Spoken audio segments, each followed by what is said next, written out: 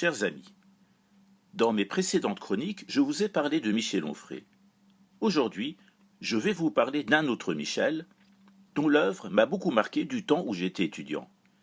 Il s'agit de Michel Tournier. Je pense pouvoir l'affirmer sans une once d'exagération que ce dernier a marqué profondément son époque pour le roman, comme l'autre Michel a marqué notre siècle pour la philosophie. Mais si je parle aujourd'hui de Michel Tournier, c'est parce que je suis tombé, en mettant de l'ordre dans de vieilles archives, sur 3 courriers que m'avait adressés celui que l'on surnommait l'ermite de Choiseul, du nom de la commune où il s'était établi. Pourquoi ermite? Tout simplement parce qu'il vivait dans un presbytère. La découverte de ces 3 courriers a fait remonter en moi de vieux souvenirs. Il y avait de quoi, car ces souvenirs que j'ai gardés du fameux romancier remontent à près de 40 ans. Je dois dire que de ces livres, celui qui m'a le plus impressionné a été Le Roi des Aunes. J'ai été étudiant à Strasbourg, assez déprimé, observant de loin, comme des milliers de compatriotes ayant quitté le pays, les dégâts de la guerre Iran-Irak. Et puis ce livre m'a plongé dans une sorte de fascination pour son atmosphère inspirée d'un mythe enraciné dans une nature crépusculaire, celle de la sombre forêt germanique.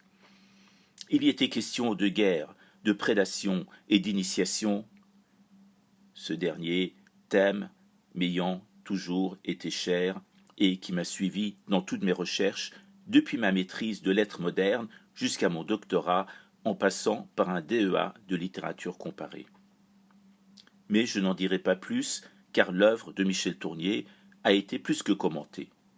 Je m'en vais plutôt vous dévoiler ces 3 courriers afin qu'ils ne restent plus désormais absents et oubliés entre 2 chemises au fond de quelques cartons. Le premier courrier est une carte postale datée du 17 août 1980. Le tampon imprimé sur l'enveloppe est celui du département des Yvelines, accompagné du nom de la commune qu'est Saint-Rémy-les-Chevreuses. Un souvenir qui m'est cher car Michel Tournier a dû porter lui-même ce courrier à la poste la plus proche du presbytère où il vivait. À l'intérieur, j'ai trouvé une carte postale avec, au recto, sa photo prise par Édouard Bouba. Voici ce qu'il m'avait écrit. Merci, cher Reza Afsharnaderi, pour les belles pages que vous m'envoyez. Je suis émerveillé par votre érudition et plus encore par votre maîtrise du français. Ce sont des lecteurs comme vous qui paient un auteur de toutes ces peines. Vos trouvailles d'Alsace du Nord vont tout à fait dans mon sens. J'ouvre ici une parenthèse pour préciser que j'avais envoyé à Michel Tournier la photo d'une fresque géante de Saint-Christophe figurant dans l'église Saint-Pierre et Paul de Wissembourg. Ceux qui ont lu Le Roi des Aunes savent bien que l'auteur s'est appuyé sur ce personnage biblique pour raconter le parcours de Tiphauge, l'acteur principal de son roman, un marginal visionnaire se retrouvant, malgré lui, au cœur tragique de la Seconde Guerre mondiale.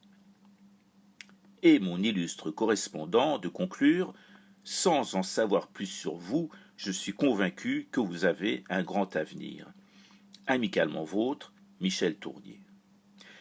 Je ne commenterai pas la dernière phrase, fort aimable, il est vrai, en laissant au destin seul le soin d'en décider.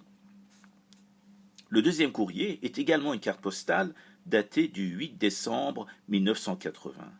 Cette fois, l'enveloppe est marquée d'un tampon portant l'adresse de la rue des Saints-Pères à Paris. En voici la teneur. Merci pour votre message chaleureux et émouvant, cher Reza Afsharnaderi. Puissent mes rois mages vous apporter l'or du corps, l'encens de l'esprit et la myrrhe de l'âme. Joyeux Noël, amicalement, Michel Tournier. Vous remarquerez l'écriture si particulière, si ample, qu'il suffit parfois de 2 mots pour que la largeur de la carte soit occupée. Au recto figurent les trois rois mages, Gaspard, Melchior et Balthazar. Le dessin est élégant, mais ayant constaté au dos la mention « tout droit réservé édition Gallimard », je me suis dit qu'il valait mieux éviter les problèmes avec l'éditeur et je me suis abstenu de le représenter ici. Au lieu de cela, je vous propose cette somptueuse adoration des mages d'Albrecht Altdorfer qui remonte au XVIe siècle et qui, à ce titre, est libre de droit. Quant au troisième courrier, daté du 22 février 1981, c'est une lettre rédigée toujours avec la même élégance et dont je vous livre le contenu. Merci pour votre aimable invitation à participer à l'une de vos soirées sur des textes étrangers. C'est bien volontiers que je le ferai, si j'envisageais, dans l'avalanche des invitations et des engagements qui m'accablent, un voyage à Strasbourg. Cela se fera, mais pas dans un avenir prévu ni prévisible. Amitié, Michel Tournier. Vous aurez remarqué que la formule finale est passée d'amicalement vôtre à amicalement, puis à amitié. J'aime bien imaginer à cet égard une complicité qui prenait forme entre nous. Et puis, il y a cette petite étoile sous son nom qui ne figurait pas dans les courriers précédents. Est-ce un clin d'œil ? Y a-t-il un sens mystique ou ésotérique à cela ? Je ne le saurai jamais. Puis le temps a passé, et j'ai déménagé de Strasbourg à Paris. On ne sait plus écrit, mais chaque fois que mes pas me portaient vers la vallée de Chevreuse, j'aimais l'imaginer dans son presbytère, auréolé au fond de sa retraite, de cette gloire que lui avaient procuré ses écrits. Voilà, tout est dit. Si cette chronique vous a plu, n'hésitez pas à la partager, mais aussi à vous abonner. Merci encore pour l'intérêt que vous portez à ma chaîne YouTube et à très bientôt pour d'autres récits portant sur les œuvres de l'esprit, ici même, en Iran ou ailleurs.